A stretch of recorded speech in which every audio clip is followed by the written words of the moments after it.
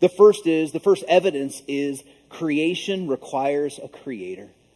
Creation requires a creator. When you and I go through life and we see something that's been created or built or constructed or made, when we look out and we see a building about 3/4 finished, what do we assume about that? What conclusions do we make?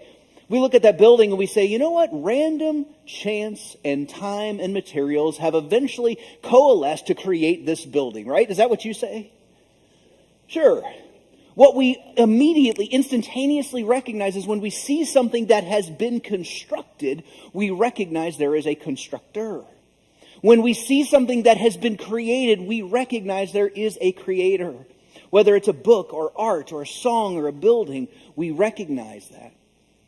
And friends, we live in a time, it's actually pretty exciting in the world of science, where we actually have learned, and I'm not talking about just Christian scientists, but secular scientists, astronomers, and all of this have made this incredible conclusion that when they look at the universe, they all conclude this, that there was a time that the universe was not here. They actually look back and they say, there was a time that the universe was together. It doesn't matter how you think it happened, but there's a time that the scientists there was a time that the universe was not here. It wasn't here one day, and then the next day it was.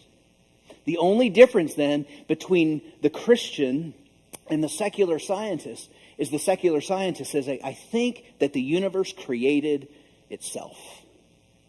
That's what they oftentimes they'll say. They'll say something like the multiverse or something like that.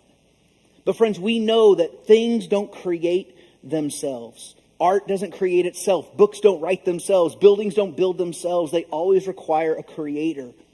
And so, friends, I want you to please hear this. We look at the universe around us and we know it had a beginning. So how did it get here? Either we have to believe that it created itself, or that someone or something stood at the beginning and created.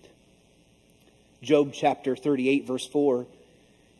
He knows who it was. As God speaking to Job, he says, where were you, Job, when I laid the earth's foundation? You can almost hear God using architectural terms there. He's like, where were you, Job, when I dug the footers? Where were you when I poured the concrete? Where were you when I put up the walls? Where were you, Job, when I put every star in its place? The idea that God is speaking, you want to know who created the creation. Well, it's the Creator. It's me. Psalm 102:25 says, in the beginning, you laid the foundations of the earth, and the heavens are a work of your hands. So the first thing that we see is that our logical mind tells us, science tells us that there was a time where the universe came into being, and Scripture tells us how it happened. God created the heavens and the earth.